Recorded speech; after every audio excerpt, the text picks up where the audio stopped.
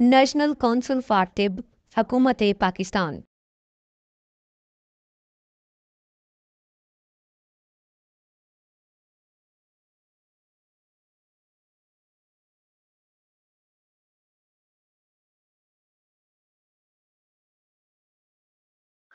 बिस्मिल्लाहिर्रहमानिर्रहीम। अस्सलामुअलैकुम वरहमतुल्लाहि वबरकातुहू। प्रेसिडेंट नेशनल काउंसिल फॉर तिब फ्री ऑनलाइन सेमाही CPD प्रोग्राम के दूसरे फ़ेज़ के तमाम शुरका को खुश आमदीद। मैं हकीम जुल्फ़िकार अली मलिक, तर्जुमान नेशनल काउंसिल फॉर तिब, आपसे मुखातिब हूँ। आज अल्हम्दुलिल्लाह हम अपने CPD प्रोग्राम के दूसरे फ़ेज़ की नई क्लास के साथ आपकी खिदमत में हाजिर हैं। आज का जो हमारा लेक्चर है वो थायराइड के जो पैथोलॉजी है, उसके जो टेस्ट हैं उसके मुतालिक है। उम्मीद है कि तमाम शुरका ज्वाइन कर चुके होंगे और हस्ब मामूल आप तमाम शुरका नज़्म व ज़ब्त के साथ जो है वो क्लास अटेंड करेंगे और जिस वक्त कहा जाएगा उस वक्त अपना नाम और अपना सीरियल नंबर कमेंट सेक्शन में ज़रूर कमेंट कीजिएगा ताकि आपकी हाज़िरी को कंसिडर किया जा सके। हस्ब साबिक सबसे पहले प्रेसिडेंट नेशनल काउंसिल फॉर तिब मोहतरम जनाब हकीम मोहम्मद अहमद सलीमी साहब के इब्तदाई कलिमात होंगे। उसके बाद जो है वो लेक्चर होगा। आज का जो लेक्चर डिलीवर करेंगे वो अंजुमन हिमायत इस्लाम तिबिया कॉलेज लाहौर के लेक्चरर मोहतरम जनाब हकीम डॉक्टर मियाँ मोहम्मद अली शेर वो लेक्चर डिलीवर करेंगे। और आज के हमारे प्रोग्राम में इख्तितामी कलिमात में हमारे साथ मौजूद होंगे मेंबर नेशनल काउंसिल फॉर तिब और अजाला शिकायत कमेटी के चेयरमैन मोहतरम जनाब हकीम ज़ियाउल्लाह फतेहगढ़ी साहब। तो अब हम चलते हैं इब्तदाई कलिमात के लिए सदर नेशनल काउंसिल फॉर तिब मोहतरम जनाब हकीम मोहम्मद अहमद सलीमी साहब की तरफ। Over to president national council for तिब मोहतरम जनाब हकीम मोहम्मद अहमद सलीमी।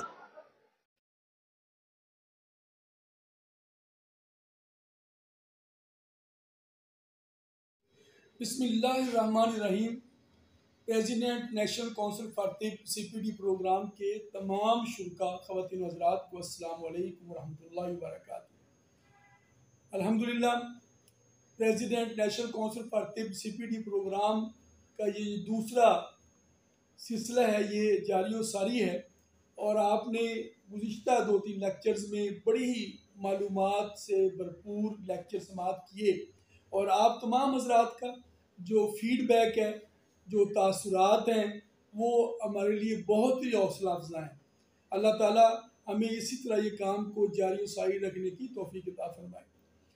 अब हम इस आज के लेक्चर में थायराइड फंक्शन टेस्ट और थायराइड के हवाले से भी बहुत ज़्यादा गुज़िश्ता 1-2 दिहाइयों में मसाइल सामने आए हैं और बाज़ ख़वातीन व हज़रात में थायराइड की जो कारकर्दगी है वो मुतासर होती है और वो काफ़ी अरसा वो डायग्नोज तशख़ीस ही नहीं हो पाती, जिसकी वजह से वो बुनियादी तौर पर उनकी थायराइड हार्मोन के फंक्शन का मामला होता है मगर इलाज किसी और सिमत में हो रहा होता है और मरीज़ शफा से इम्कनार नहीं हो पा रहा होता।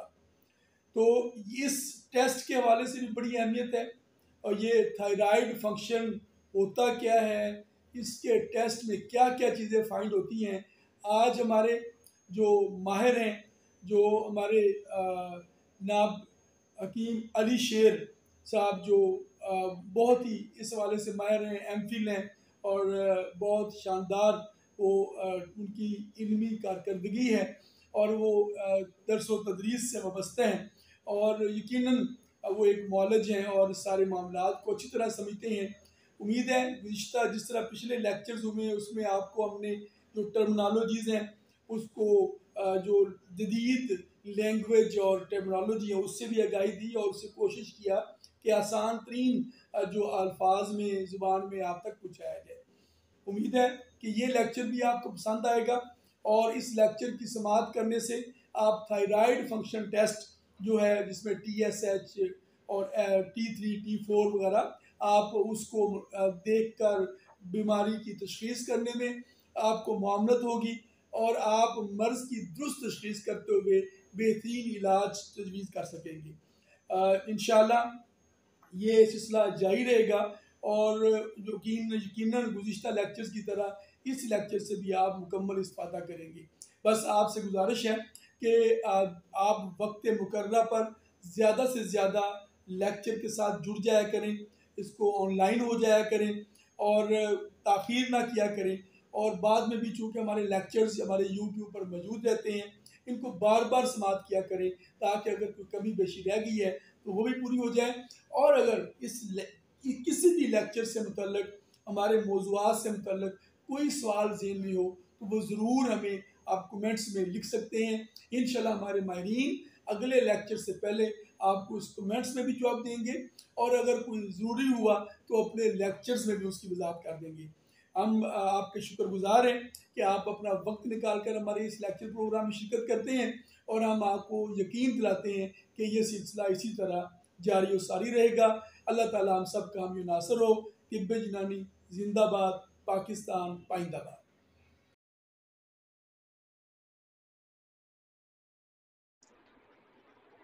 औज़ुबिल्लाहिमिनश्शैतानिर्रजीम बिस्मिल्लाहिर्रहमानिर्रहीम रब्बिश्रह ली सदरी व यस्सिर ली अमरी वहलुल उक़दतम मिन लिसानी यफ़क़हू क़ौली। तमाम अतिब्बा इकराम को अस्सलाम वालेकुम और बहुत बहुत खुशामदीद इस CPD प्रोग्राम के नेक्स्ट लेक्चर में। मेरा नाम हकीम मोहम्मद अली शेर है और आज का जो लेक्चर है वो हमारा है थायराइड फंक्शन टेस्ट के ऊपर। जैसा कि नाम ज़ाहिर कर रहा है कि ये जो टेस्ट है, ये जो ब्लड टेस्ट है, ये हमारे एक स्पेसिफिक ग्लैंड जिसका नाम है थायराइड ग्लैंड, उसकी फंक्शनिंग के ऊपर इंसर्कल करता है, उसके गिर्द घूमता है, जिससे हमें पता चलता है हम अपनी थायराइड फंक्शन के मुतालिक जितने भी बीमारियां हैं, जितने भी अवारज़ात हैं, हम उसके मुतालिक तशख़ीस कर सकते हैं। तो आइए शुरू करते हैं कि पहले हम शुरू करते हैं थोड़ा सा मुख्तसरन देखते हैं कि थायराइड ग्लैंड क्या होता है, ऐसा हमें क्यों ज़रूरत आन पड़ी कि हमने बाकायदा इसके लिए टेस्ट दरियाफ़्त किया और इसका हम आज मुताला कर रहे हैं। तो थायराइड ग्लैंड बेसिकली टेस्ट, ये जो ग्लैंड है ये ऑन एवरेज एक एडल्ट हेल्दी ह्यूमन बीइंग के अंदर, हेल्दी इंसान के अंदर इसका जो ग्रामेज होता है वो 15 से 20 ग्राम का होता है और ये हमारे नेक रीजन के अंदर, हमारे गले हलक के अंदर ये वाक़ होता है। और ये हमारे जो सांस की जो नाली है, जो ट्रेकिया है, उसके बायलैटरली 2 लोब्स इसके बनते हैं, बायलैटरली प्रेजेंट होता है और just below the voice box larynx, जिससे हमारी साउंड प्रोड्यूस होती है, उसके बिलो हमारा प्रेजेंट होता है, जैसा कि आप यहाँ पर इस तस्वीर में मुशाहिदा कर सकते हैं। इसी तरह इसके 2 लोब्स होते हैं, एक राइट लोब और एक लेफ़्ट लोब। सेंट्रली ये कनेक्टेड होता है एक उसी के ही टिश्यूज़ और सेल्स से, इसको मिस्थिमस कहते हैं। और just below the trachea, just below the larynx, हमारी थायराइड कार्टिलेज जो होती है उसके वहाँ पर प्रेजेंट होता है। अच्छा, इसके जो फंक्शंस हैं वो डिपेंड करते हैं हमारे 2 हार्मोन्स के ऊपर। अब जो 2 हार्मोन्स हैं वही, इन्हीं की ही हम वैल्यूज़ देखते हैं और इससे से हम अपना डायग्नोस तशख़ीस देते हैं, तश्कील देते हैं। एक है जी T4 एंड T3। T4 का जो एक नॉर्मल बड़ा ही कॉमन नेम है वो है थायरॉक्सिन और T3 जो है उसका बड़ा कॉमन नेम है ट्राईआइडोथ्रियोनिन। ये इसके मुकम्मल नाम है। अब जैसे कि आपने अपने क्लिनिक के अंदर मुशाहिदा किया होगा, अपने एक्सपीरियंस किया होगा कि मरीज़ आके कहता है कि जी मैं थायरॉक्सिन की गोली ले रहा हूँ, इसका मतलब है ये T4 बाहर से एक्सटर्नली केमिकल फॉर्म में ले रहा है। तो ये वो 2 हार्मोन्स हैं जो कि बड़े इंपॉर्टेंट हैं हमारी बॉडी के लिए, वो ये थायराइड ग्लैंड प्रोड्यूस करता है। अब इसके साथ हम तीसरी चीज़ एक और देखते हैं, TSH, थायराइड स्टिमुलेटिंग हार्मोन। ये बजाते खुद थायराइड प्रोड्यूस नहीं करता। अब ये बेसिकली ग्लैंड है, तो ये हमारी बॉडी का एक सिस्टम है जिसका नाम है एंडोक्राइन सिस्टम। तो चूँकि अल्लाह रब्बुल इज़्ज़त ने हमें इंसान को बड़े ही एहसनी तकवीम के साथ पैदा किया है, तो हर चीज़ एक अपने दायरे-मदार के साथ चल रही है, एक मैकेनिज़्म के तहत चल रही है, हर चीज़ का एक प्रॉपर प्रोटोकॉल है, हर चीज़ का एक प्रॉपर प्रोसेस है। तो इसी तरह ही थायराइड मुँह उठा के कभी भी T4, T3 सिक्रीट करना नहीं शुरू कर देगा, उसको पीछे कंट्रोल करने वाली भी एक बॉडी मौजूद है, एक केमिकल मौजूद है जिसको हम कहते हैं TSH, थायराइड स्टिमुलेटिंग हार्मोन, जो कि थायराइड को स्टिमुलेट कर रहा है, एक्टिवेट कर रहा है, जगा रहा है कि वो T3 और T4 ये जो हार्मोन हमारे लिए बॉडी के लिए दरकार हैं, ये हम देखेंगे क्यों दरकार हैं, वो प्रोड्यूस करे। और ये जो TSH हार्मोन है, TSH जो केमिकल है, ये हमारे पास प्रोड्यूस होता है इन द ब्रेन। वहाँ का एक हमारे पास एक और एंडोक्राइन का ग्लैंड होता है, इसको हम कहते हैं पिट्यूटरी ग्लैंड, वो प्रोड्यूस करता है। अच्छा, अब इसके हार्मोन्स हम देखते हैं कि हार्मोन जो दो तरह के प्रोड्यूस होते हैं, मगर जो हमारे बायोकेमिकली जो एक्टिव होती है ना फॉर्म, वो एक होती है, दैट इज़, ये आपने नहीं बोलना, वो होती है जी T3 ट्राई आइडोथ्रियोनिन। कि जिस्म अब हम जो हमारा जो नॉर्मल जो फिजियोलॉजी है वो थायराइड ग्लैंड हमारे पास 90 जो है ना 3% 93% T4 पैदा करता है, यानी कि थायरॉक्सिन पैदा करता है, मगर वो इस तरह इस्तेमाल के काबिल वाली फॉर्म नहीं होती। सिर्फ इस्तेमाल के काबिल वाली फॉर्म जो होती है वो रिलीज़ होती है सिर्फ 7% ट्राईआइडोथ्रियोनिन T3 वाली। अब मैं इसको T3 से ही आपको इससे निशानदेही करूँगा, तो आप याद रखिएगा। अब होता ये है कि जो नॉन एक्टिव फॉर्म T4 है वो फिर कन्वर्ट होती है, जो कि 93% रिलीज़ हुई थी, कि फ़र्ज़ करें अगर 100 मॉलिक्यूल रिलीज़ हुए हैं तो 93 मॉलिक्यूल्स हैं T4 के जो अनएक्टिवेटेड हैं, जो हमारे इस्तेमाल के काबिल नहीं हैं, वो रिलीज़ होते हैं, ताकि आहिस्ता आहिस्ता वो कन्वर्ट होकर हमारे पूरे दिन के अंदर वो इस्तेमाल हो सके। तो वो फिर जो T4 है कन्वर्ट होता है T3 के अंदर, और वो हमारे फिर काम आता है। तो जो हमारे पास जो बायोलॉजिकली जो एक्टिव कंपाउंड है, केमिकल है थायराइड का जो हार्मोन का, दैट इज़ T3, ये आपने नहीं भूलना। अच्छा जी, अब इसकी हम थोड़ी सी ये भी देख लेते हैं कि क्या चीज़ जो है जो थायरॉक्सिन को बनने पे के लिए ज़रूरी है। उसके अंदर जी सबसे वाइटल रोल है हमारी आयोडीन का, कि डेली जो हमारी जो आयोडीन की जो कंजम्पशन है वो हमारे पे डिपेंड करती है। अगर कोई डेफिशिएंट है तो उसके अंदर थायराइड के जो हार्मोन्स है वो कम सिक्रीट होंगे, यानी कि थायरॉक्सिन प्राइमरी जो है वो थायरॉक्सिन ही बनना है, जिसने जो कि T3 है, फिर उसने कन्वर्ट होना है जो कि T4 है, जिसने फिर कन्वर्ट होना है T3 के अंदर, ठीक है। तो दैट रिक्वायर जो कि जिसको बनने की ज़रूरत होती है आयोडीन की। अब हमारी जो आयोडीन की जो कंजम्पशन है वो हमारे पर डिपेंड करती है कि हमारे पास कितना थायराइड ग्लैंड बनेगा या नहीं। अब इसी तरह हम आगे देखते हैं कि आयोडीन हम डेली लाइफ में यूज़ करते हैं। हमारे नमक आजकल अवेयरनेस आ गई तो लोग खुद पूछते हैं कि आयोडाइज नमक चाहिए। तो डेली जो कंजप्शन है वो हमारे आयोडीन की जो है डेफिशिएंसी को पूरा तकरीबन किसी हद तक कर देती है, मगर उसकी एक एब्जॉर्प्शन का तरीका है कि जितनी भी आयोडीन हम इंजेस्ट करते हैं, हम खाते हैं, उसमें से सिर्फ 1/5% हिस्सा 1/5 जो है हिस्सा सिर्फ वो एब्जॉर्ब होता है, बकाया हमारे गुर्दों के ज़रिए, किडनीज के ज़रिए एक्सक्रीट आउट कर दिया जाता है इनटू द यूरिन।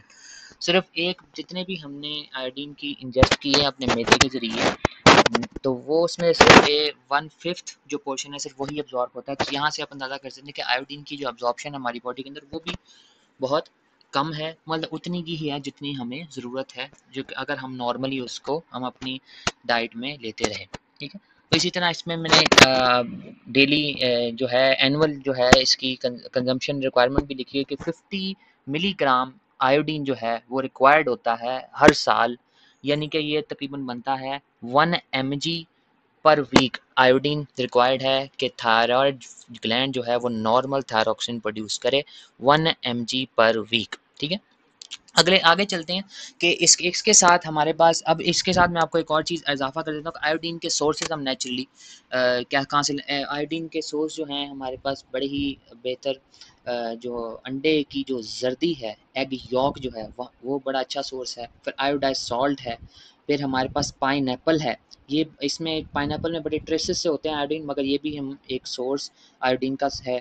फिर हमारे पास स्ट्रॉबेरीज़ हमारे खित्ते के अंदर बहुत पाई जाती हैं और उसकी हमारी प्रोडक्शन भी है अल्हम्दुलिल्लाह।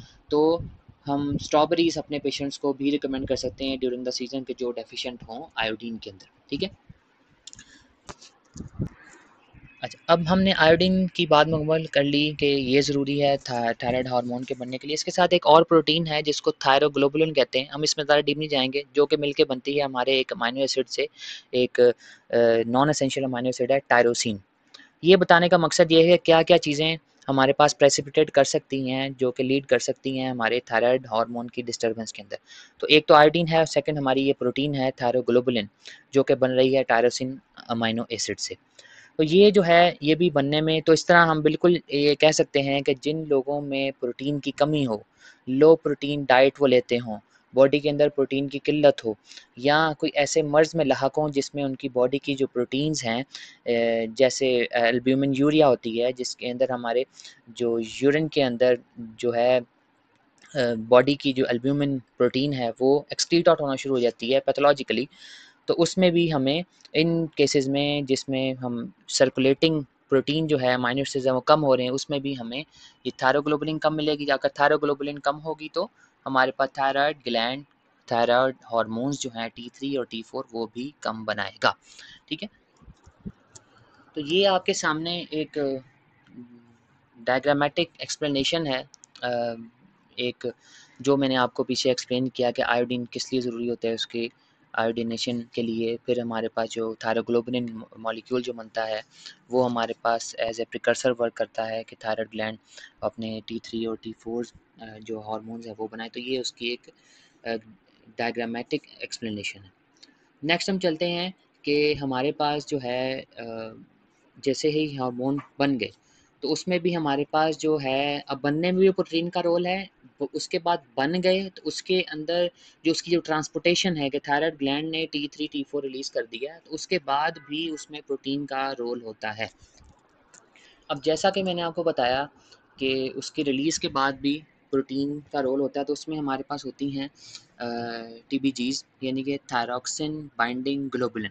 ये अगेन ग्लोबुलिन भी एक प्रोटीन है, जैसे एल्ब्यूमिन होती है, जैसे ये है ग्लोबुलिन। तो ये थायराइड बाइंडिंग प्रोटीन होती है। अब होता ये है कि जैसे ही थायराइड ने हार्मोन सिक्रीट किए T3 एंड T4, अब इसमें से जो बायोलॉजिकली जो एक्टिव है दैट इज़ T3, ये ज़हन में रखिएगा, और ज़्यादा क्वांटिटी में सिक्रीट जो हुआ है वो हुआ है जी T4।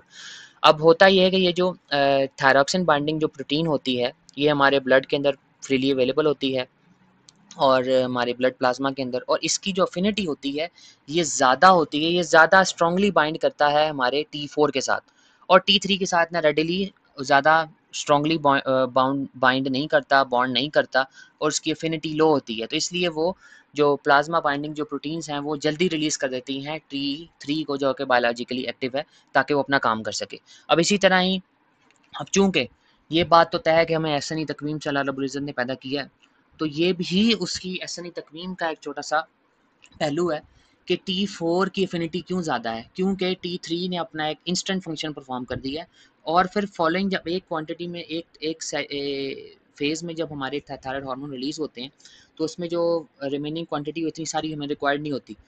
तो जो रिमेनिंग जो T4 हैं वो slowly for the next following days, आने वाले दिनों के अंदर आहिस्ता-आहिस्ता वो कन्वर्ट होते हैं T3 के अंदर, और आहिस्ता-आहिस्ता उनकी एफिनिटी जो है प्लाज्मा प्रोटीन के साथ कम होती रहती है, और फिर जैसे एफिनिटी कम होती है वो T3 एक्टिव फॉर्म वाले वो रिलीज़ होना शुरू हो जाते हैं हमारी बॉडी के अंदर, और हमारे वो फंक्शंस नॉर्मल परफॉर्म करते हैं।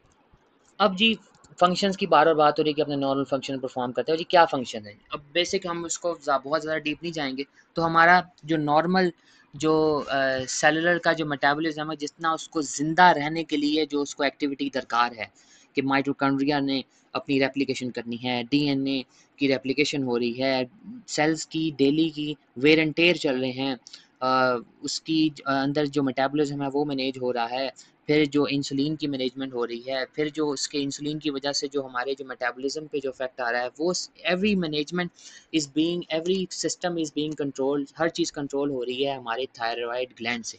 तो ये ही बहुत ही इम्पोर्टेंट हमारा ऑर्गन है जो कि हमारे एक एक सेल के मेटाबॉलिक एक्टिविटी को कंट्रोल कर रहा है। अब इसमें एक और भी चीज़ आ जाती है जिसको कहते हैं जी BMR, जी बेसिक मेटाबॉलिक रेट। तो ये जो बेसल मेटाबॉलिक रेट है, ये वो मेटाबॉलिक रेट है जो कि मिनिमम सेल को, ये वो एक्टिविटी है जो, और ये वो एनर्जी है जो कि सेल को दरकार होती है एक रेस्ट की हालत में अपने आप को लाइव रखने के लिए। इसके अलावा हमारे कार्बोहाइड्रेट की जितनी भी मेटाबॉलिज्म है, उसकी जितनी कन्वर्जन्स हैं वो हमारे थायराइड हार्मोन मैनेज कर रहे हैं। हमारे फ़ैट की मेटाबॉलिज्म वो थायराइड हार्मोन मैनेज कर रहा है। हमारे लिवर के अंदर जो है प्लाज्मा की जो प्रोडक्शन है, प्लाज्मा प्रोटीन्स जो बन रही हैं, एल्ब्यूमिन है, ग्लोबुलिन है, इसकी जो है रेगुलेशन, इसकी प्रोडक्शन, इसकी ये भी हमारे थायराइड हार्मोन से ही इन्फ्लुएंस होती हैं। फिर हमारे लिवर के अंदर जो फ़ैट की जो मेटाबॉलिज्म है, ट्राइग्लिसराइड और कोलेस्ट्रॉल की, that is also being influenced by, और ये मुतासर होती है हमारे और ये मैनेज होती है हमारे थायराइड ग्लैंड से। फिर हमारी जो डेली बॉडीली जो ग्रोथ होती है, जो बच्चे ग्रोइंग फेज़ में हैं, अपने बोन स्किन की डेवलपमेंट होती है। फिर बोन्स के अंदर हमारी एपिफिजियल ग्रोइंग प्लेट्स होती हैं, एपिफिजियल प्लेट्स होती हैं, ग्रोइंग प्लेट्स होती हैं, उसकी ग्रोथ होना, ये भी हमारा थायराइड हार्मोन्स के जो हार्मोन्स हैं T3 T4 यही इन्फ्लुएंस कर रहे होते हैं। फिर अगर ज़रा ग्रॉस लेवल पे आ जाएं कि इसका ऐसे बड़े पैमाने पे इसका क्या रोल है हमारी बॉडी के अंदर, तो हमारा हार्ट रेट जो है वो भी ये हमारा थायराइड हार्मोन ही मैनेज कर रहा है। हमारी रेस्पिरेटरी जो रेट है, हमारा सांस लेने का अमल है कि हम दिन 1 मिनट में जितने सांस लेते हैं वो रेगुलेट हमारा थायराइड ग्लैंड कर रहा है। फिर उसके बाद हमारे जो टिश्यू का जो ब्लड फ्लो है वो हमारा थायराइड हार्मोन्स वो मैनेज कर रहे हैं। फिर हमारे हार्ट की स्ट्रेंथनिंग हमारा थायराइड हार्मोन कर रहा है। हमारी कार्डिक आउटपुट के 1 मिनट के अंदर कितना ब्लड हार्ट ने पंप आउट करना है इनटू द सर्कुलेशन, ये भी हमारा थायराइड हार्मोन कर रहा है। ये एक और डायग्रामेटिक एक्सप्लेनेशन है कि थायराइड किस तरह रिलीज़ हो रहा है, सेल उसको अब्जॉर्ब किस रिलीज़ हमने देख लिया कि सेल किस तरह T3 T4 को अब्जॉर्ब कर रहा है, उसका डीएनए किस तरह इन्फ्लुएंस हो रहा है। फिर डीएनए क्योंकि एवरीथिंग इज़ कंट्रोल, हार्मोन ने भी हमारे पास एक्ट करना है डीएनए के ऊपर, फिर वो सर्टन केमिकल्स पैदा करता है, फिर उस तरह के सर्टन जो है जितने मैंने फंक्शन आपको बताए हैं वो सारे उस तरह ही परफॉर्म हो रहे हैं। तो इस तरह ये इसका एक डायग्रामेटिक एक्सप्लेनेशन है। अब हमने हर चीज़, हमने प्रोडक्शन देख ली कि किस तरह फॉर्मेशन हो रही है, क्या चीज़ उन थायराइड हार्मोन के जो थायराइड के जो हार्मोन्स हैं उसको इन्फ्लुएंस कर रही है। अब मैंने उसमें एक पीछे से आपको हिंट किया था कि कोई चीज़ उसको रेगुलेट भी कर रही है, तो वो है हमारे पास TSH, थायराइड स्टिमुलेटिंग हार्मोन, जिसका दूसरा नाम है जी थायरोट्रोपिन, जो कि रिलीज़ होता है हमारे ब्रेन में। एक ग्लैंड मौजूद होता है जिसको कहते हैं जी पिट्यूटरी। उस पिट्यूटरी के 2 पार्ट होते हैं। एंटीरियर पिट्यूटरी से ये हमारा जो हार्मोन है TSH ये सिग्नल करता है हमारे थायराइड ग्लैंड को, ताकि ये सिक्रीट करे T3 एंड T4। अब इस फंक्शन उसको स्टिमुलेट करता है। इसके अलावा भी इसके कुछ फंक्शन है कि ये थायराइड ग्लैंड के जो की डेवलपमेंट बाकायदा करता है, कि थायराइड ग्लैंड के जो सेल्स हैं, थायराइड ग्लैंड के जो सेल्स हैं उसकी ग्रोथ करता है, यानी कि उसके सेल का जो मैच्योरेशन है वो करता है, नंबर ऑफ सेल्स वो इंक्रीज़ करता है। फिर हमारे पास जो आयोडीन जो रिक्वायर्ड है हमारे थायराइड ग्लैंड के लिए, उसकी मेटाबॉलिज्म करता है कि वो रेडीली हमारे थायराइड ग्लैंड के पास अवेलेबल हो। तो ये सारे मुख्तसर से फंक्शन हैं बड़े ही वाइटल, बड़े ही ज़रूरी, बड़े ही अहम, जिसके बगैर हमारा थायराइड ग्लैंड फंक्शन नहीं कर सकता। तो ये है जी TSH, थायराइड स्टिमुलेटिंग हार्मोन। यहाँ पर आपको एक चीज़ का और इजाफा करता जाऊँ कि जो TSH है ये बजाते खुद भी एक प्रोटीन है, एक ग्लाइकोप्रोटीन है जिसका मॉलिक्यूलर वेट 28,000 होता है। और यहाँ से भी आप अंदाज़ा कर सकते हैं, कोरिलेट कर सकते हैं अपने डायग्नोसिस को बेहतर करने के लिए, अपनी तशख़ीस को बेहतर करने के लिए। जैसे पीछे मैंने आपको बताया कि थायरोग्लोबुलिन एक हमारे पास मॉलिक्यूल होता है जो कि हमारे थायराइड ग्लैंड के जो प्रोड्यूस करदा थायराइड हार्मोन्स हैं उसकी फॉर्मेशन के अंदर, उसकी ट्रांसपोर्टेशन के अंदर, कि वो हमारे पास रिस्पेक्टिव जगह पे पहुंच सके। इसी तरह ही प्रोटीन की कमी हमारे पास दोनों जगह पे इन्फ्लुएंस करती है कि अगर हमारे पास ये इतनी एनफ प्रोटीन ना हो तो हमारा किसी हद तक हम TSH को भी मुतासर कर सकते हैं, कि अगर कोई पैथोलॉजिकली इसकी बॉडी में इंतहाई कमी हो गई है प्रोटीन की, ग्लाइकोप्रोटीन्स की, तो समवट हम ये इसको बिल्कुल हम नेगलेक्ट नहीं करना चाहिए पॉइंट को, कि हम उसका ज़रूर एनालिसिस करें, उसका ज़रूर हम उसको मुताला करें और पेशेंट के अंदर कि क्या उसके अंदर प्रोटीन की कमी की वजह से तो ये सारी चीज़ें क्योंकि बाज़ का अगर प्रोटीन की कमी की वजह से नहीं भी हो रही, मगर अगर उसको प्रोटीन की कमी बाद में हुई है, थायराइड का मसला उसको पहले था, तो ये चीज़ें उसके मसले को और एग्रीवेट कर देंगी, बढ़ा देंगी। अच्छा ये जी आप देख सकते हैं कि ये हमारा ब्रेन है, ह्यूमन ब्रेन है। इसके अंदर हमारे पास ये एक छोटा सा ग्लैंड मौजूद होता है, एंटी पिट्यूटरी ग्लैंड, और ये हमारे जो है इंटीरियर पिट्यूटरी से हमारा जो TSH हार्मोन है वो रिलीज़ होता है, और इंटीरियर पिट्यूटरी से हमारे पोस्टीरियर पिट्यूटरी से ये हमारे बड़े ही ये बेसिकली ये किस्म का जैसे ब्रेन है हमारी पूरी बॉडी का कमांड सेंटर, तो ये समझ लें कि ये भी है तो पार्ट ऑफ ब्रेन। तो ये pituitary gland it's like the commanding centre for all the almost all the endocrine glands, कि ये सिग्नल करता है तो फिर कोई नेक्स्ट हार्मोन पैदा होते हैं, नेक्स्ट हार्मोन की प्रोडक्शन होती है, फिर नेक्स्ट हार्मोन की रिलीज़ होती है। तो ये जो पिट्यूटरी ग्लैंड है ये भी इंतहाई हमारा वाइटल क्या नाम है ऑर्गन ग्लैंड है, जो कि हमारे एंडोक्राइनल सिस्टम के जो एंडोक्राइन सिस्टम है उसकी रेगुलेशन कर रहा है, उसको इन्फ्लुएंस कर रहा है और उसको रेगुलेट कर रहा है। अब इसकी हम रिलीज़ की बात करते हैं कि किस तरह हमारे पास जो इंटीरियर पिट्यूटरी है ये टीएसएच हार्मोन कैसे रिलीज़ करता है, किस तरह ये इन्फ्लुएंस करता है और इन्फ्लुएंस करके T3 T4 को रिलीज़ करेगा। अब इसमें भी हमारे पास अल्लाह रब्बुल इज़्ज़त ने हर जगह हमारी बॉडी के अंदर एक फेल सेफ्टी मैकेनिज़्म रखे हुए हैं कि लेट्स सपोज अब पिट्यूटरी ग्लैंड को किस तरह पता चलेगा कि मैंने टीएसएच इतनी लिमिट तक पैदा करना है कि अब इतना एनफ T3 T4 रिलीज़ हो चुका हुआ है। तो उसमें भी एक इसको हम कहते हैं जी हमारा थायराइड का फीडबैक मैकेनिज़्म जो कि थायराइड के थायराइड और पिट्यूटरी के गिर्द ही घूमता है और अपने ही सिस्टम को खुद ही मैनेज कर रहा है। तो ये एक मैकेनिज़्म है, इसको हम थोड़ा सा और बेहतर मुतालिया इसका करते हैं। अच्छा, अब एंडोक्राइन के अंदर अब आप ये टॉपिक थोड़ा सा मैं और डीप करते जाता हूँ कि एंडोक्राइन सिस्टम के अंदर कि एक तो एंडोक्राइन का हेड मैंने आपको बता दिया कि हमारे पास पिट्यूटरी ग्लैंड है। फिर इस एंडोक्राइन सिस्टम का जो हेड है पिट्यूटरी ग्लैंड, इसको भी हेड करने वाली एक outside the non endocrinal body है, यानी कि वो खुद एंडोक्राइन ग्लैंड नहीं है मगर वो एंडोक्राइन सिस्टम को इन्फ्लुएंस कर रही है, जो कि हमारे बाकायदा ब्रेन का पार्ट है, जो कि जिसको हम कहते हैं जी हाइपोथैलेमस। तो ये एक समझ लें कि नॉन एंडोक्राइनल बॉडी है जो कि एंडोक्राइनल सिस्टम को मैनेज कर रही है डायरेक्टली। इसका ताल्लुक है हमारे पिट्यूटरी ग्लैंड के साथ जो है जी हाइपोथैलेमस। अब ये इसका नॉर्मल मैकेनिज्म मैं आपको बता देता हूँ कि थायराइड हार्मोन रिलीज कैसे होता है। फर्स्ट जी कोई ना कोई स्टिमुलस हमें थायराइड और हाइपोथैलेमस है वो सेंस करता है कि हमारी बॉडी के अंदर किल्लत हो रही है T3 T4 की थायराइड हार्मोन्स की।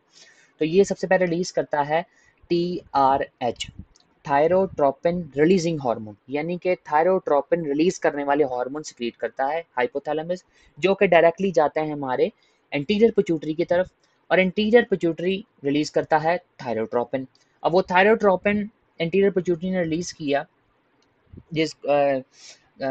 जिसको हम कहते हैं जी थायराइड स्टिमुलेटिंग हार्मोन TSH, और वो TSH जाएंगे हमारे पास थायराइड ग्लैंड। ये मैं बड़े ही सिंप्लीफाइड फॉर्म में तरीके से आपको बता रहा हूँ।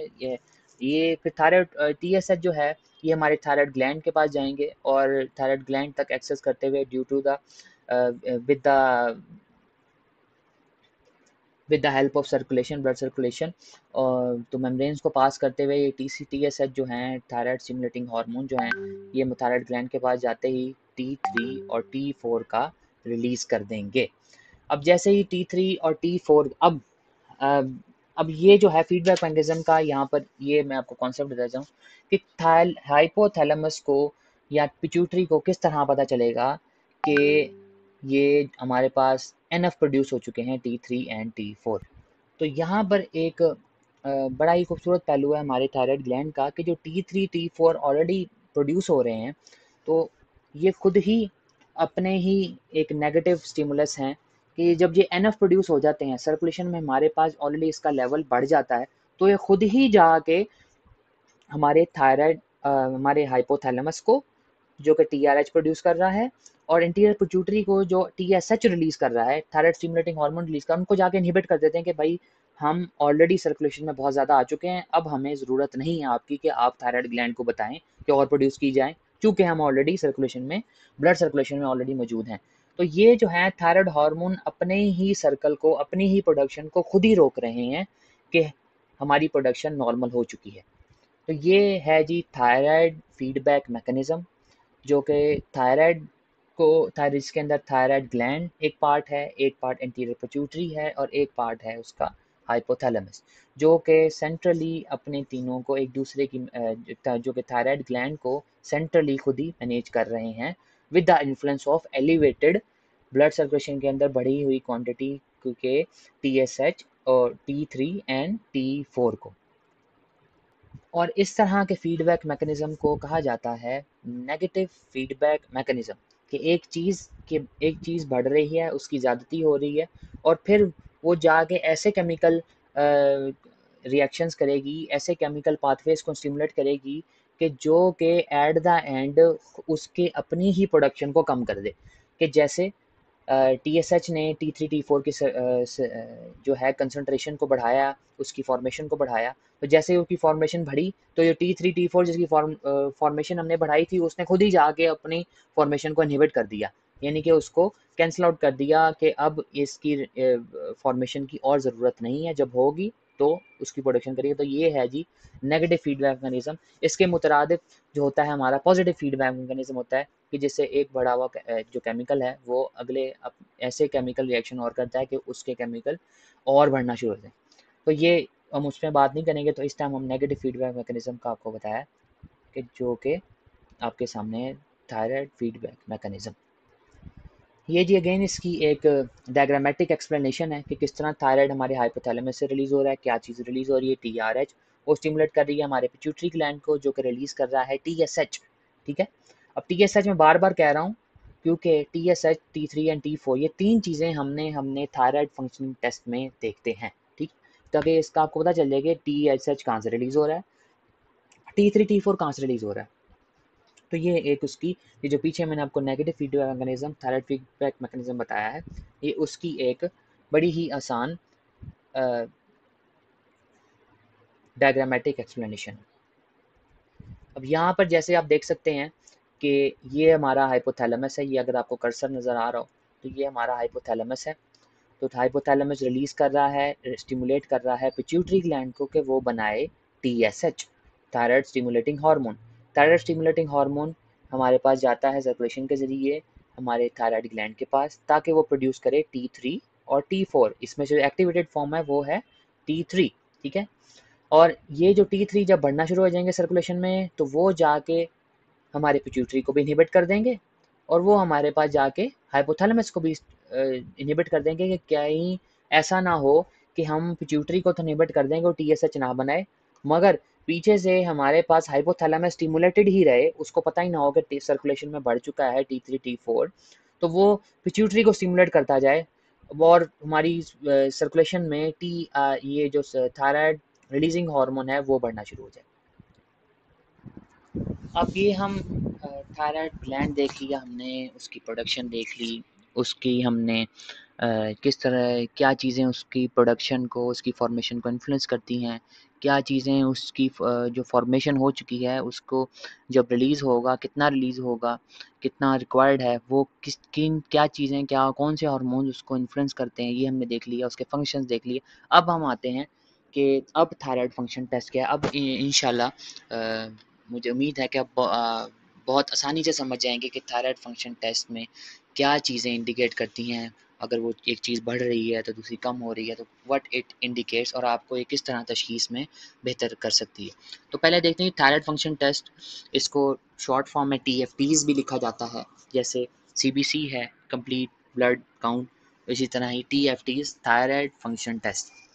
तो ये ब्लड टेस्ट ही, ये ब्लड ही जो पेशेंट है उससे उसकी वेन से ड्रॉ किया जाता है और इसकी फर्दर अपनी राइट साइड पे आप देख सकते हैं कि एक ये थायराइड फंक्शनिंग टेस्ट के लिए स्पेसिफिक मशीन है जिसके अंदर वो एक किस्म का ब्लड एनालाइज़र है, जिसके अंदर ब्लड जो मरीज़ का जो हमने ड्रॉ किया है वो इसके अंदर सर्टन क्वांटिटी में इसके अंदर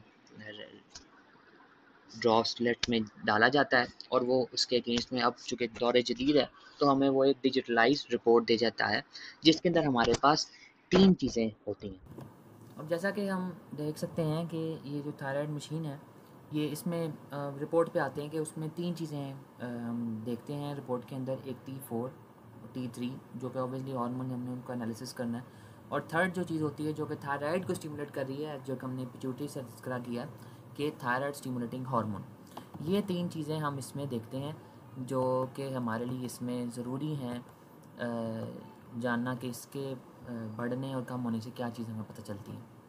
तो ये एक रेफरेंस वैल्यूज़ हैं जो कि इसमें भी 2 तरह की रेफरेंस वैल्यूज़, 2 तरह की चीज़ें यूज़ की जाती हैं हमारे सिस्टम के अंदर। तो पहले हम इस पे आते हैं कि ये एक आपको टेस्ट की एक मैं रिपोर्ट की तस्वीर दिखा देंगे ताकि आपके लिए आगे समझना मेरी बात आसान हो जाए। तो ये फर्स्ट देखा जाता है जी कि सीरम में टोटल जो है T4 वो के किस क्वांटिटी से, फिर उसकी सर्टन रेफरेंस वैल्यूज़ होती हैं और reference values through out the life same नहीं रहती। ये रेफरेंस वैल्यूज़ जो स्टैंडर्ड्स हैं ये चेंज होते रहते हैं कि जैसे ड्यूरिंग द बिफोर जो है adulthood in the first 2 to 3 days जो बेबी है उसकी जो है रेफरेंस वैल्यूज डिफरेंट होती हैं। फिर अलॉन्ग फिर जैसे ही हमारे पास बॉडी प्रॉपर डेवलप करती रहती है, अपने हमारे एंडोक्राइन सिस्टम रेगुलेशन उसकी सारी चीज़ें फुली फंक्शनल होती जाती हैं, तो उसी तरह ही रेफरेंस वैल्यूज़ चेंज होती जाती हैं। और and through out the life कुछ चीज़ों के लिए हमें ये हर एक एज ग्रुप के लिए डिफरेंट हमारे पास रेफरेंस वैल्यूज़ फॉलो की जाती हैं। तो इसी तरह ही same goes for serum total T3 और सेम गोज़ फॉर हमारे पास सीरम TSH जो कि हमारे पास रिलीज़ हो रहा है पिट्यूटरी ग्लैंड से। अच्छा, अब इससे पहले कि हम रिपोर्ट्स की तरफ जाएंगे, क्या उतार चढ़ाव होते हैं, तो किस तरह का डायग्नोसिस हम उसको फॉर्मुलेट करेंगे या किस तरह क्या तशख़ीस करेंगे, तो आपके लिए जानना इससे पहले ये ज़रूरी है कि हमारे पास मुख्तलिफ लैब्स कुछ जदीद हैं, कुछ बहुत जदीद हैं, कुछ बिल्कुल स्टैंडर्ड एक बेर मिनिमम लेवल पे काम कर रही हैं अपनी, उनकी टेक्नोलॉजी इतनी एडवांस नहीं है। तो दो तरह के हमारे रिपोर्ट्स हमें आपको फील्ड में देखने को मिलेंगी और आइंदा से इंशाल्लाह आप गौर भी करेंगे कि उसमें दो तरह से होते हैं, हमें मिलते हैं जो T3 और T4, एक हमें फ्री मिलते हैं, एक हमें दो तरह से लिखा होता है। जैसे पीछे मैंने आपको रिपोर्ट दिखाई है उसमें टोटल मेंशन था, उसमें फ्री मेंशन नहीं था। ये आप देख सकते हैं कि मैंने इधर मेंशन भी किया कि ये इन्होंने लिखा हुआ है जी टोटल जो है T4। अब व्हाट इज़ टोटल क्यों मेंशन किया, सिंपल T3 और T4 उन्होंने क्यों नहीं लिख दिया, क्योंकि ये एक और रेफरेंस वैल्यू है, नीचे मैंने रेफरेंस दिया हुआ है इस टेक्स्ट बुक का। तो ये भी वर्ल्ड वाइड बहुत हमारे बड़े इदारे हैं जो कि इस रेफरेंस वैल्यूज़ को यूज़ करते हैं। तो इसमें उन्होंने टोटल को फॉलो नहीं किया, उन्होंने फ्री को फॉलो किया। तो व्हाट इज़ द डिफरेंस, क्या हमें फ़र्क है कि टोटल और इसके वैल्यूज़ में भी फ़र्क है, इसकी रेफरेंस वैल्यूज़ में भी फ़र्क है। तो ये बेसिकली रेफरेंस वैल्यूज़ हैं, ये आपको हिफ्ज़ हों तो बहुत अच्छी बात है, एक अच्छे तबीब की निशानी है। नहीं तो ये आपके क्लिनिक में ये चार्ट मौजूद हो ताकि आपको डायग्नोस करने में आसानी हो। तो अब हम वापस आते हैं कि डिफरेंस देखते हैं कि टोटल और फ्री में क्या डिफरेंस है। कि एक तो हम देखें कि जो हमने आपको बताया था कि जो हार्मोन जो रिलीज़ होते हैं उसमें से मोस्टली जो हैं वो थायराइड ग्लैंड से निकलते ही वो बाउंड कर जाते हैं, बाइंड कर जाते हैं, कॉन्जुगेट कर जाते हैं हमारी प्लाज्मा प्रोटीन्स के साथ, एल्ब्यूमिन्स के साथ, फिर थायरोग्लोबुलिन मॉलिक्यूल्स के साथ, ठीक है। तो थायराइड बाइंडिंग जो एल्ब्यूमिन है उसके साथ बाइंड कर जाते हैं। तो वो जो बाइंड करना है, वो जो बाइंडेड हैं, बाउंड करेगी, उसको हम बाउंड फॉर्म में 99% होते हैं, 99.5% ये राइट साइड पे मैंने बॉक्स मेंशन बनाया हुआ है, ये इसमें आप देख सकते हैं। और जो फ्री होते हैं वो 0.5, जो अगर रेडिली अवेलेबल हैं, फ़ौरन सेल्स यूटिलाइज़ कर सकता है, उसको अनबाउंड करने की ज़रूरत नहीं है, वो रेडिली अवेलेबल है। इसी तरह ही अगर T3 पे आएँ तो 99.97% जो है वो बाउंड होता है प्लाज्मा प्रोटीन के साथ, मतलब उसको पहले वो उसके बॉन्ड्स ब्रेक होंगे प्लाज्मा प्रोटीन्स के साथ, फिर वो फ्री होगा, फिर वो यूटिलाइज़ होगा। तो ये एक बीच में एक थोड़ी सी हिंड्रेंस आती है जिसकी वजह से एक्सेसिबिलिटी ऑफ द जो हार्मोन है उसको थोड़ा सा टाइम मिल जाता है कि फर्स्ट जो फ्री हैं वो यूज़ हो जाएं, फिर उसके बाद में जो बाउंडेड है वो फ्री होंगे, फिर वो यूटिलाइज़ होते हैं। ये बेसिकली उसका मैकेनिज्म। मगर इसमें डिफरेंस ये आता है, कुछ जो हैं लैब्स वो मैयर करती हैं और दो तरह से, कि कुछ टोटल मैयर करती हैं और कुछ फ्री मैयर करती हैं। अब व्हाट इज़ टोटल, टोटल में होता है कि बाउंड भी आ जाएंगे और फ्री भी आ जाएंगे, ठीक है। कि बाउंड के अंदर जो प्लाज्मा प्रोटीन के साथ बाइंडेड जो T3 T4 हैं वो भी उसमें काउंट होंगे और फ्री भी काउंट होंगे इकट्ठे ही मजमूई तौर पे, ठीक है। कि 100 मॉलिक्यूल रिलीज़ होंगे तो उन्होंने उसमें तशखीस नहीं करनी कि यार इतने % उसमें बाउंडेड हैं, अगर 1% के कम रिलीज़ हो रहे हैं तो उसमें कितने % बाउंड हैं और कितने % फ्री हैं, ठीक है। तो उसमें कोई तशखीस नहीं, तो ये एक किस्म का ब्रॉड स्पेक्ट्रम का टेस्ट है, स्पेसिफिक नहीं है। तो जो फ्री हैं वो बाउंडेड, वो ये एडवांस है जो फ्री को मैयर करते हैं, क्योंकि ये बिल्कुल 0.03% रिलीज़ हो रहा है, 0.05% रिलीज़ हो रहा है, तो इसके यूनिट्स भी छोटे होते हैं। It requires much more advance machinery to detect. तो इसलिए जो बेहतरीन टेस्ट है, अगर आपको कोई रिपोर्ट देखने को मिले कि वो उधर लिखा हो कि फ्री T3, फ्री T4 या FT4 या FT3, तो इसका मतलब है ये थायराइड का बड़ा ही स्पेसिफिक टेस्ट हमें बेहतर डायग्नोसिस थायराइड का मिल सकता है। डिफरेंस क्यों है जी कि अगर हम टोटल पे आएँ जिसके अंदर बाउंडेड भी है और फ्री भी है, वो फ़र्ज़ क्योंकि इसलिए क्योंकि उसमें प्रोटीन का अमल दखल आया था कि यहाँ पर मैंने मेंशन किया कि लिवर डिसऑर्डर जो कि हमारी जो प्लाज्मा की जो फॉर्मेशन है, एल्ब्यूमिन है, ग्लोबुलिन है, ये चीज़ें बाइंड कर रही हैं T3 T4 के साथ। अगर लिवर डिसऑर्डर है, लिवर डिस्टर्ब हुआ है, लिवर के फंक्शन डिस्टर्ब हैं, कोई भी पैथोलॉजी है लिवर की, तो उसमें लिवर अपने नॉर्मल फंक्शन परफॉर्म नहीं करेगा, नॉर्मल प्रोटीन भी नहीं बनाएगा। इसका मतलब है हमें लेस टोटल के अंदर हमें लेस क्वांटिटी मिलेगी बाउंडेड T3 T4 की। तो इसलिए हमारी जो वैल्यू है टोटल के अंदर वो ख़राब आएगी। हो सकता है उसकी सर्कुलेशन में नॉर्मल T3 T4 सर्कुलेट कर रहे हों, मगर चूँकि हम बाउंड वाले देख रहे थे तो हमें बाउंड वाले नहीं मिले, तो इसका मतलब है उसकी वैल्यू कम आएगी, मगर दरअसल में उसकी वैल्यू जो पेशेंट की होगी वो हो सकता है ठीक हो। तो इसलिए ये जो है जो टोटल है ये ज़रा लेस एक्यूरेट कंसीडर किया था, मगर मोस्टली हमारे इसमें भी हमें डायग्नोसिस हमें अपने जनरल फिजिकल एग्जामिनेशन से और हिस्ट्री टेकिंग से हम उसको कंक्लूड कर लेते हैं। मगर ये आपके इल्म में होना चाहिए कि ज़्यादा एक्यूरेट टेस्ट फ्री वाला है, ठीक है। दूसरी चीज़ इन्फ्लुएंस करती है टोटल को, एक लिवर डिसऑर्डर है, फिर प्रेगनेंसी है, और दूसरा ओरल कॉन्ट्रासेप्शन है कि हमल रोकने वाली जो ओरल मेडिकेशंस हैं, कोई ड्रग्स हैं, वो अगर फीमेल इस्तेमाल कर रही हो या तो उसमें जो है हमें तब भी जो बाउंडेड प्रोटीन है और टोटल जो T3 T4 के टेस्ट हैं वो भी इन्फ्लुएंस्ड मिलेंगे, वो भी हमें एक्यूरेट नहीं मिलेंगे, ठीक है। तो बेहतर यही है, बेहतरीन टेस्ट यही है कि हमें फ्री वाले जो हैं वो लैब्स मिलें कि जो फ्री T3 T4 की हमें बाकायदा उसमें मेजरमेंट दे के ताकि हमें डायरेक्टली पता चल सके कि थायराइड सेल के लिए एक्टिव फॉर्म में जो है फ्री जो है वो कितना अवेलेबल है। क्योंकि एक चीज़ अब आप जहन में रखें कि जो बाउंड वाला है वो एक किस्म के समझने के लिए कह लें कि वो अभी अनएक्टिवेटेड फॉर्म है, डोरमेंट फॉर्म है थायराइड हार्मोन की, और जो फ्री है जो कि प्रोटीन से आज़ाद है वो एक्टिव फॉर्म है जिसका हमें फ़ायदा होना है, जिसको सेल ने यूटिलाइज़ करना है, जो सेल के यूटिलाइज़ करने के, सेल के इस्तेमाल करने के काबिल है, जो हमें नॉर्मल फंक्शन परफॉर्म करने में हेल्प करेगा। बाउंडेड वाला हमारे काम का नहीं है अगर जब तक वो प्रोटीन के साथ बाउंड है, वो फ्री होगा तो फिर यूटिलाइज़ होगा। तो बेहतर यही है कि हमें वो वैल्यू मिले जो कि सेल के लिए रेडिली अवेलेबल है, जो कि फ्री वाली है।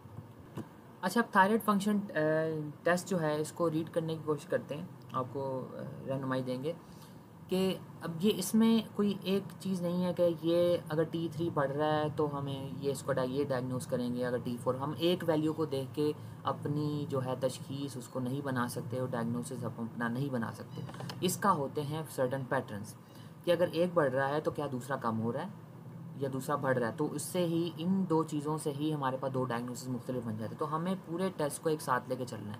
तो इसमें होते हैं मुख्तलिफ कॉम्बिनेशन। हम पहले TSH की बात करें तो TSH जो है इन जनरल हम उसकी बात करते हैं। तो TSH अगर आपको बाकी अब T3 T4 को एक मिनट लम्हे के लिए भूलें, तो अगर T3 और T4 अगर TSH को देखें तो उसके हमें जो बढ़ना है वो इंडिकेट कर रहा है कि हमारे पास इसके साथ जो पैटर्न अगर हमें मिले कि अगर हमारा जो थायराइड ग्लैंड है अगर वो हाइपो फंक्शन है, वो प्रॉपर फंक्शन नहीं कर रहा, अपने हार्मोन सही नहीं बना रहा, तो हमें टेस्ट में मोस्ट लाइकली मिलेगा कि TSH बढ़ रहा है। मगर इसके साथ अगर कॉम्बिनेशन में आए तो इसके साथ में हमें T3 और T4 की हमें कमी मिलेगी। जैसा कि आप ये टेबल देख सकते हैं, फ्लो चार्ट देख सकते हैं, तो इस तरह के इसमें पैटर्न होते हैं। हम इसमें अब थायराइड की डिजीज़ चूँकि दो ही हैं हमारे ज़्यादा कॉमन, उसके फिर फर्दर इसकी जो हैं टाइप्स हैं, मगर उसमें जो पैटर्न जो हमारे पास जो स्पेक्ट्रम जो बनते हैं दो बनते हैं कि हाइपर थायराइडिज्म और हाइपोथायराइडिज्म।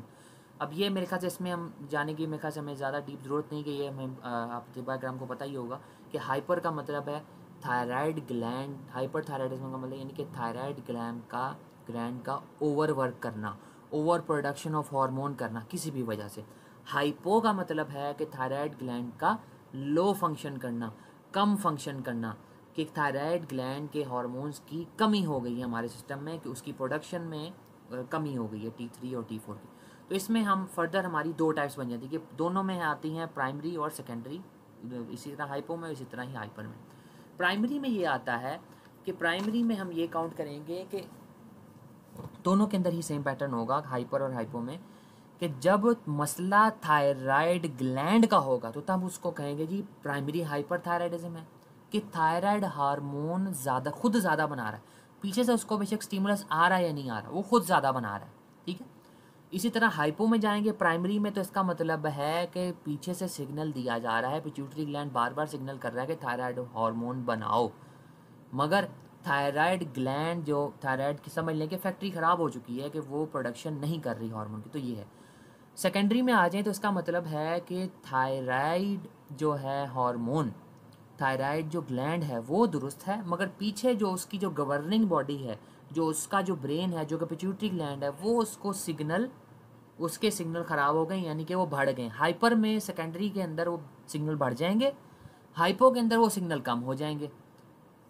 तो ये इसकी बड़ी ही मेजर डिवीजन। तो इसी तरह ही हम इसके सर्टन मैंने आगे, अगर आपको मेरा एक कर्सर नज़र आ रहा तो प्राइमरी के अंदर हाइपर थायराइडिज्म जिसमें हार्मोन बढ़ जाते हैं, तो प्राइमरी जिसमें थायराइड ग्लैंड हमारा कल्प्रिट है, थायराइड ग्लैंड हमारा ख़राब है, तो उसके अंदर जो है हमें उस टेस्ट में हमें हाई लेवल ऑफ T3 और T4 मिलेंगे, मगर इसमें ज़रूरी नहीं है कि हमें ज़रूरी नहीं है कि हमें TSH भी ज़्यादा मिले, ठीक है।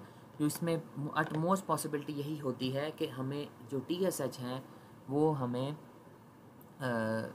लो ही मिलेंगे। अब इसमें आपको मैं दोबारा याद दहानी करवाऊँगा कि जो फीडबैक मैकेनिज़्म की, कि जिसमें मैंने कहा था कि T3 जो T4 है वो बढ़ेगा, और जैसे ही वो बढ़ेगा वो सिग्नल करेगा हमारे पिट्यूटरी को कि अब TSH बनाना कम कर दे। मगर अब यहाँ पर प्रॉब्लम ये है कि यहाँ पर जो थायराइड ग्लैंड है ये बजाते खुद सेंसलेस हो चुका हुआ है कि ये सेंस कर सके कि TSH और बढ़े। तो इसी तरह ही हम अगर सेकेंडरी हाइपर थायराइडिज्म पर जाएं, तो इसी तरह ही सेकेंडरी मैंने आपको बताया कि इसका मतलब है प्रॉब्लम हमारा थायराइड ग्लैंड ठीक है, मगर उसकी जो ऑपरेटिंग मशीनरी है, उसका जो फीडबैक मैकेनिज़्म का जो इन 3 ऑपरेटर्स हमने देखे उसमें इशू हो, उसमें थायराइड ग्लैंड के अलावा किसी में पैथोलॉजी हो सकती है, जिसमें प्राइमरीली हमारा जो मेन फैक्टर है वो पिट्यूटरी ग्लैंड का TSH हार्मोन है। तो सेकेंडरी हाइपर पैराथायराइडिज्म में ये है कि उसमें TSH ओवर सिक्रीट होगा, जितनी उसको नॉर्मल सिक्रीट होना चाहिए ओवर सिक्रीट होगा, एक ये उसमें फीचर है।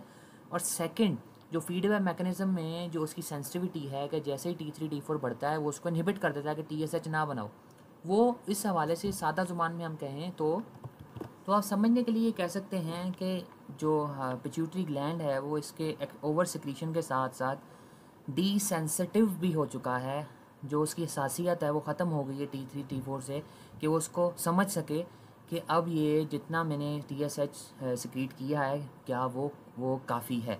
तो वो इस चीज़ से सेंसलेस होने के बाद, डीसेंसिटिव होने के बाद वो फिर ओवर सिक्रीशन कंटिन्यूसली थायराइड को स्टिमुलेट करता रहता है कि वो T3 T4 बनाता रहे। और इसी तरह ही थायराइड उसके चूँकि मुकद्दम है तो वो उस एक प्रॉपर मैकेनिज़्म है, तो वो ओवर प्रोडक्शन और सिक्रीशन हमारे T3 और T4 की कंटिन्यूसली होती रहती है। तो इसलिए हमें एक डिफरेंस मिल जाता है कि हमें पता चल जाता है, हाइपर की बात कर रहे हैं इस टाइम हम, कि हाइपर थायराइडिज्म क्या ये थायराइड ग्लैंड के खुद के मर्ज़ की वजह से है, क्या मर्ज़ थायराइड ग्लैंड के अंदर है, या ये मर्ज़ हमारे ब्रेन के जो हमारा जो एंडोक्राइन का जो पार्ट है पिट्यूटरी ग्लैंड या उसकी है। तो ये एक इससे ही हमारा तरीका इलाज बहुत ही मुख्तलिफ हो जाएगा, जिससे हमें पता चल जाए इस टेस्ट के को पढ़ के हमें पता चल जाएगा कि हमने किस पैटर्न पे हमने इलाज करना है। तो अब हम अगर हाइपो की तरफ आएँ, हाइपो में प्राइमरी मैंने आपको बताया कि जैसे प्राइमरी इसका मतलब है मर्ज़ थायराइड ग्लैंड में मौजूद है, कि इसका मतलब है उसको जितने मर्जी सिग्नल दे दिए जाएँ, जितने मर्जी उसको thyroid stimulating hormone pituitary gland उसको मैसेजेस भेजता रहे, सिक्रीट करता रहे TSH के और बढ़ाओ, तो वो मशीनरी ही ख़राब है जब, तो इट विल नॉट प्रोड्यूस, वो प्रोड्यूस करेगी ही नहीं T3 T4। तो इसलिए हमें TSH हाई मिलेंगे और T3 T4 लो मिलेंगे प्राइमरी के अंदर।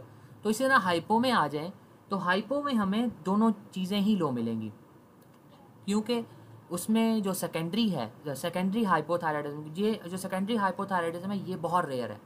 हाइपो के अंदर जो सबसे ज़्यादा कॉमन जो है वो प्राइमरी है, यानी कि मर्ज थायराइड ग्लैंड का है। ज़्यादा कॉमन जो हमें हमारी जनरल पॉपुलेशन में जो हमें ज़्यादा केसेस हैं हाइपोथायराइडिज्म में वो प्राइमरी के होते हैं, जिसमें मर्ज थायराइड ग्लैंड का है। सेकेंडरी में इशू ऑब्वियसली मैंने आपको बताया कि थायराइड ग्लैंड में नहीं है, TSH में है। तो जब कम TSH आएगा तो कम थायराइड ग्लैंड के T3 T4 आएंगे। तो ये इसकी थोड़ा सा एक पैटर्न है। अच्छा, ये अब उस पैटर्न का एक मैंने टेबल फॉर्म बनाई है जिसमें आपको और बेहतर हो जाएगा। ये आप बेशक इसको याद रखें तो ये बड़ा अच्छा फॉर्म है याद रखने के लिए और अपने तशख़ीस को और बेहतर से बेहतर बनाने के लिए, जिसके अंदर आप देख सकते हैं कि मैंने एक 3 चीज़ें और ऐड कर दी हैं। एक मैंने आपको फर्स्ट आपने देख रहे होंगे कि हाइपरथायराइडिज्म, फिर 2 इसकी मैंने आपको टाइप्स यहाँ पे दी, प्राइमरी एंड सेकेंडरी। अब प्राइमरी में मैंने आपको बताया कि मर्ज़ है हमारे थायराइड ग्लैंड में, तो इसका मतलब है कि हमारा जो थायराइड ग्लैंड है वो ओवर प्रोडक्शन कर रहा है T3 और T4 की, और इसके साथ साथ ये डीसेंसिटाइज भी क्या नाम है, अगर इसमें जो चूँकि पैथोलॉजी चूँकि हमें थायराइड ग्लैंड की है, तो अगर इसमें T3 TSH अगर आए कभी तो वो हमें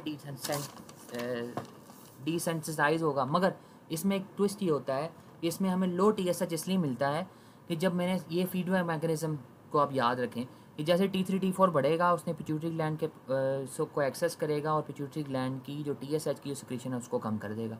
अब सर्कुलेशन में तो ऑलरेडी T3 T4 बन रहा है और थायराइड ग्लैंड इस टाइम पैथोलॉजी में है, इस टाइम मर्ज की हालत में है, तो वो किसी का मुकद्दम नहीं है, उसको पिट्यूटरी ग्लैंड की मोहताजी नहीं है। वो over production, pathologically over production, मर्ज की हालत में ओवर प्रोडक्शन करी जा रहा है। तो इसका मतलब वो TSH का मोहताज नहीं रहा। तो TSH अगर 0 भी हो जाए तो उसने T3 T4 बढ़ाते रहना है, और T3 T4 और TSH जो 0 हो रहे हैं वो T3 T4 के बढ़ने की वजह से हो रहे हैं, क्योंकि एक नॉर्मल फीडबैक मैकेनिज्म जो नेगेटिव कंट्रोल का वो चल रहा है। इसी तरह सेकेंडरी में आ जाए तो सेकेंडरी में जो TSH है वो हमें, चूँकि मर्ज हमारे पास है इससे हायर लेवल पे हमारे पिट्यूटरी ग्लैंड में, तो उसमें TSH ज़्यादा मिलेगा, जो कि ज़्यादा TSH आएगा तो ज़्यादा T4 T3 आएगा। ये सिंपल प्रिंसिपल है। तो उसके बाद मैंने एक मेंशन की है एक और टर्म जो सब क्लिनिकल हाइपरथायराइडिज्म। ये मैं थोड़ी सी बात अब मुश्किल करने जा रहा हूँ, मगर है बड़ा छोटा सा नुक्ता। बाज़ गात आप रिपोर्ट्स देखेंगे, ये आपके लिए जानना इंतहाई ज़रूरी है। बाज़ गात आप रिपोर्ट्स देखेंगे कि हालत मरीज़ बता रहा होगा, हो सकता है हालत दुरुस्त भी बता रहा हो और हो सकता है आपको हाइपरथायराइडिज्म की हालत कैफियत सी बता रहा हो, मगर माइल्ड सी कंडीशन में। मगर उसकी जो रिपोर्ट्स होंगी वो कह रही होंगी कि जी T3 T4 बिल्कुल नॉर्मल है, मगर जो पिकुलर फीचर है वो ये है कि जो उसका जो TSH है वो लो होगा। ये जो पैटर्न है इसको हम कहते हैं सब क्लिनिकल हाइपरथायराइडिज्म। इसका मतलब ये एक किस्म की प्री कंडीशन होती है कि इसके बाद, यानी कि जैसे आपको शुगर का पता होगा कि डायबिटीज़ होती है और प्री डायबिटीज़ होती है, कि इट्स द बॉर्डर लाइन कि यहाँ से आगे एक पॉइंट भी गया तो आप डायबिटीज़ में फॉल करेंगे। तो आप समझ लें कि जो सब क्लिनिकल है मीन्स के इट इज़ प्री हाइपरथायराइडिज्म, कि इसके बाद अब वो हो सकता है प्राइमरी हो या सेकेंडरी हो, ठीक है, मगर बॉडी जो है वो हाइपरथायराइडिज्म की कैफियत में जाने वाली है। इसका मतलब ये है कि ये प्री हाइपरथायराइडिज्म का फेज़ चल रहा है। इसी तरह ही सेम फेज़ है सब क्लिनिकल हाइपोथायराइडिज्म। इसका मतलब है कि ये कंडीशन है प्री हाइपोथायराइडिज्म के बॉडी जो है वो हाइपोथायराइडिज्म की कंडीशन में जाने वाली है, और इसके अंदर हमें नॉर्मल T3 T4 मिलेंगे मगर हाई लेवल ऑफ TSH मिलेंगे, और ये प्राइमरी में भी हो सकता है और सेकेंडरी में भी हो सकता है। एक मैंने थर्ड इसमें चीज़ लिखी है, इसको कहते हैं लो T3 सिंड्रोम। लो T3 सिंड्रोम, इसमें ना मर्ज थायराइड ग्लैंड का होता है ना पिट्यूटरी का, इसमें कोई ना कोई अदर सेकेंडरी सिस्टेमिक इलनेस होती है, कोई और मर्ज किसी और ऑर्गन सिस्टम का मर्ज होता है जो कि इन्फ्लुएंस कर रहा होता है स्पेसिफिकली T3 को, जो कि एक्टिव फॉर्म है थायराइड के हार्मोन्स की जिसने यूटिलाइज होना होता है, उसकी कंसंट्रेशन को अफेक्ट कर रहा होता है। और उसकी अगर वो प्रोड्यूस हो भी रहा है नॉर्मल, तो वो अपनी एक्टिव फॉर्म में कन्वर्ट नहीं होगा। तो इसलिए हमें सर्कुलेशन में जो T3 एक्टिव फॉर्म में जो हैं वो हमें लो मिलेंगे। तो ये सारा पैटर्न है हमारे पूरे TFTs का, थायराइड फंक्शन के टेस्ट का, जिसमें हम सिर्फ एक पैमाना देख के सिर्फ एक लेवल या T3 देख लेंगे जो हमारा डायग्नोसिस बना दें, तो ऐसा बिल्कुल भी नहीं है। क्योंकि अगर हम बेहतर फिजिशियन बनना चाहते हैं तो इसका मतलब है कि हमें बेहतर डायग्नोसिस करना है। बेहतर डायग्नोसिस करना है तो इसका मतलब है हमें बेहतर मुताला करना है, हमें जदीद से जदीद टेस्ट को एक्सप्लोर करना है, जदीद से जदीद इल्म को एक्सप्लोर करना है कि हमें पता चल सके कि भाई सिर्फ हाइपरथायराइडिज्म नहीं होता, हमने ये भी तशखीस करनी होती है। एक बेहतर फिजिशियन बेहतर डिटेल्ड डायग्नोसिस करता है कि क्या यह हाइपरथायराइडिज्म थायराइड की वजह से है, प्राइमरी है, या थायराइड ग्लैंड के अलावा किसी मर्ज़ की वजह से ही हो रहा है, कि यानी कि सेकेंडरी है। तो ये कुछ मैंने सेपरेट करके लिखे हैं जिससे आप जस्ट एक हिंट ले सकते हैं। अगर एक नज़र में आपने रिपोर्ट देख के आपको इंस्टेंटली, अगर आपने कोई अपने जहन में एक प्रोबेबल डायग्नोसिस बनाना है, बाकायदा डायग्नोसिस नहीं, एक प्रोबेबल डायग्नोसिस बनाना है, तो उसमें आप ये देख सकते हैं। सबसे पहले आप TSH देखें, इसलिए मैंने सबसे पहले मेंशन किया कि TSH का लेवल देखें कि ये आपको 50% डायग्नोसिस दे देता है। फिर उससे आप फर्दर बाकी चीज़ों से आप डिसाइड करते हैं कि क्या ये प्राइमरी है या सेकेंडरी। तो TSH का लेवल जितना ज़्यादा होगा, इसका मतलब है थायराइड उतना ही कम फंक्शन कर रहा है। इसका मतलब कि आप फिर दोबारा वो फीडबैक मैकेनिज्म याद रखें कि जितना ज़्यादा T3 T4 होगा उतना कम TSH बनेगा।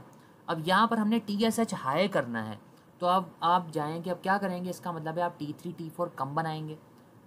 तो इसका मतलब है कि जितने कम बनेंगे उतना ही ज़्यादा हमारे ग्लैंड को नहीं पता होगा कि ये जो T3 और T4 हैं वो जो हैं ज़्यादा बन चुके हैं, नहीं, वो फिर और प्रोड्यूस करता रहेगा। अब ये प्राइमरी भी हो सकता है और सेकेंडरी भी हो सकता है। अगर तो वो सेकेंडरी है, तो इसका मतलब है जो TSH सिक्रीट करने वाली जो बॉडी है, पिट्यूटरी ग्लैंड, वो डिसेंसिटाइज हो चुकी है, वो ऑटो पे चले गई है। तो वो जिस तरह मर्जी उसको स्टिमुलेट किया जाए, वो हमारे पास जो है आपको रिस्पॉन्स नहीं करेगी। इसी तरह अगर हम T4 पे आ जाएं, जो फ्री T4 हैं, यानी कि एक्टिव फॉर्म जो है हमारे पास जो फ्री है, वो हमारे पास जितनी ज़्यादा होगी, इसका मतलब हाइपरथायराइडिज्म है। अब वो बेशक प्राइमरी हो या सेकेंडरी हो, इसका हम कोरिलेशन करेंगे। वही जो कॉम्बिनेशन मैंने आपको जो टेबल में शो किया है, ये इस कॉम्बिनेशन को फॉलो करते हुए हम देखेंगे क्या ये प्राइमरी है या सेकेंडरी है। इसी तरह अगर हम फ्री T3 पे आ जाए, तो उसका भी पैटर्न इसी तरह ही है कि high level indicates hyperthyroidism, low level indicates hypothyroidism. ये अगेन रेफरेंसेस वैल्यू। अब मुझे उम्मीद कर सकता हूँ कि आपको ये T3 T4 फ्री कौन से होते हैं, बाउंड कौन से होते हैं, टोटल क्या होते हैं। टोटल में हमारे पास बाउंड भी होते हैं और फ्री भी होते हैं। ये आप इसका बेशक इसको हिफ्ज़ करें, बल्कि करना चाहिए कि ये रेफरेंसेस वैल्यू हैं विद रेफरेंस के कहाँ से ली गई हैं, नीचे का नाम मेंशनड है। और ये world widely recognise references values हैं। बहुत सारे हमारे मुल्क के बहुत सारे हॉस्पिटल्स में इसको फॉलो किया जाता है। तो ये हमारे पास है रेफरेंस वैल्यू। इसमें आपने ये गौर ज़रूर रखना है कि इसमें जो T3 और T4 हैं ये फ्री वाले हैं, यानी कि एक्टिव फॉर्म वाले हैं, जो कि जिसमें हमारे पास जो T3 जो है वो एक्टिव फॉर्म में नॉर्मल जो होता है 0.5% होता है और T4 0.03% होता है। इस पे आएँ तो ये है total broad value, generalised value, जिसमें बाउंड भी हैं और इसमें फ्री भी हैं।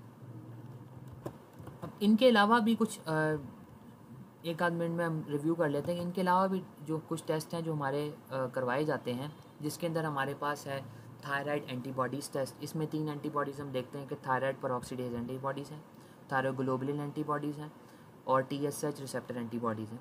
ये जो स्पेसिफिक एंटीबॉडीज़ हैं, ये स्पेसिफिक डिसऑर्डर्स में हमें एलिवेटेड मिलती हैं कि हाशिमोटोज़ थायराइडाइटिस जो है उसमें हमें जो थायराइड पेरोक्सीडेज एंटीबॉडीज़ हैं वो हमें एलिवेटेड मिलेंगी, और जो हमारे पास थायरोग्लोबुलिन एंटीबॉडीज़ हैं ये हमारा थायराइड का कोई ऑटो इम्यून कंडीशन है तो उसमें हमें मिलेंगी।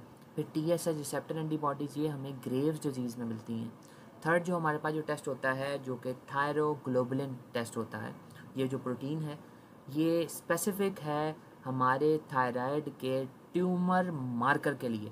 ये टेस्ट आप याद रख लें कि कभी अगर थायराइड के कैंसर, थायराइड ग्लैंड के ट्यूमर कैंसर का अगर शुबा हो तो ये वो टेस्ट है जो अलॉन्ग मैनी अदर टेस्ट करवाया जाता है, थायरोग्लोबुलिन टेस्ट। ये वो प्रोटीन है जो कि बढ़ जाती है थायराइड कैंसर के अंदर, क्योंकि थायराइड कैंसर के अंदर हमें सेल भी, नंबर ऑफ़ सेल्स भी ज़्यादा मिलते हैं। तो इसकी नॉर्मल रेफरेंस वैल्यू यही है कि 1 नैनोग्राम पर ml पर 1 ग्राम मास ऑफ थायराइड।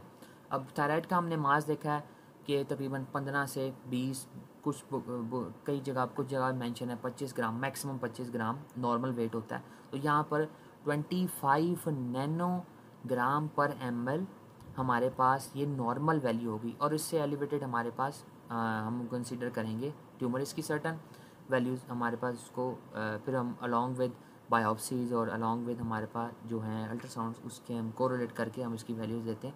कुछ पेज कोई अगर थिन बेल्ट है तो उसमें अगर थायराइड ग्लैंड का अगर जो वेट है अगर 15 ग्राम है तो उसकी अगर वैल्यू आ रही है 20, तो इसका मतलब है कि हमारे पास थायराइड मार्कर जो ट्यूमर मार्कर्स हैं वो बढ़ रहे हैं। और थर्ड जो हमारे पास जो करवाया जाता है, बड़ा रेयरली करवाया जाता है, जो रिवर्स T3 जो हैं टेस्ट।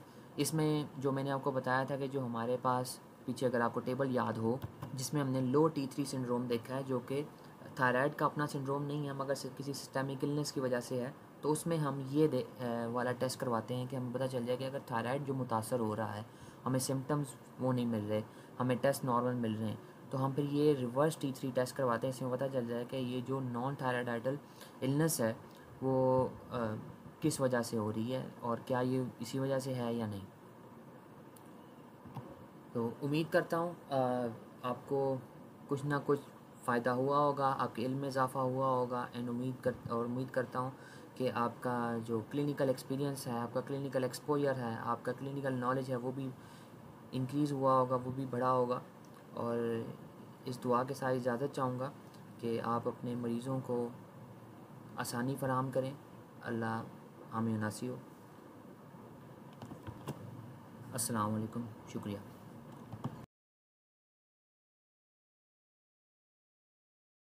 औज़ु बिल्लाहि मिनश शैतानिर रजीम, बिस्मिल्लाहिर रहमानिर रहीम।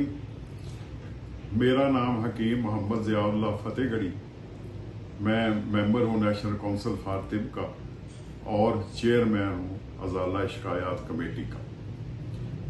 मैं आज जिस हवाले से बात करने लगा हूँ ये नेशनल काउंसिल फॉर तिब की तरफ से इल्म आगही बढ़ाने का एक सफ़र है। अल्लाह ताला ने कुरान पाक में इरशाद फरमाया, सुब्हानक ला इल्म लना इल्ला मा अल्लमतना इन्नका अंतल अलीमुल हकीम। दूसरी जगह पे फरमाया, कुल रब्बी ज़िदनी इल्मा। नबी करीम सल्लल्लाहु अलैहि वसल्लम का फरमान मुबारक है, तलबुल इल्मी फरीज़तुन अला कुल्लि मुस्लिमिन व मुस्लिमतिन, के इल्म का हसूल हर मुसलमान मर्द और औरत पर फ़र्ज है। इल्म की इस अहमियत और ज़रूरत को मद्देनज़र रखते हुए नेशनल काउंसिल फॉर तिब ने CPD के नाम से एक प्रोग्राम शुरू किया है जो मुसलसल जारी है। इस प्रोग्राम का मकसद जहां अतिब्बा इकराम को तिब की नई जिद्दतों से आगाह करना है, वहीं इसका मकसद अतिब्बा इकराम के फ़न में निखार पैदा करना है।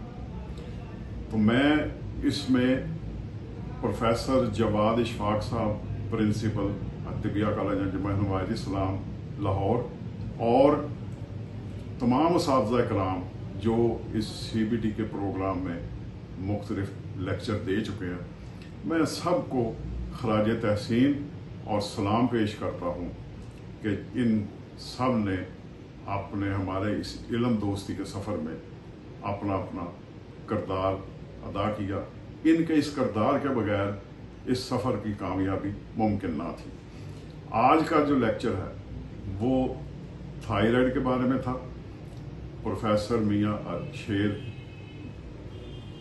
मियाँ मोहम्मद अली शेर साहब ने, जो कि प्रोफेसर हैं तिबिया कॉलेज अंजुमन हवायत इस्लाम लाहौर के, उन्होंने ये लेक्चर दिया, इंतहाई मुफीद लेक्चर, जो थायराइड की पैथोलॉजी और इसके फंक्शन के बारे में था।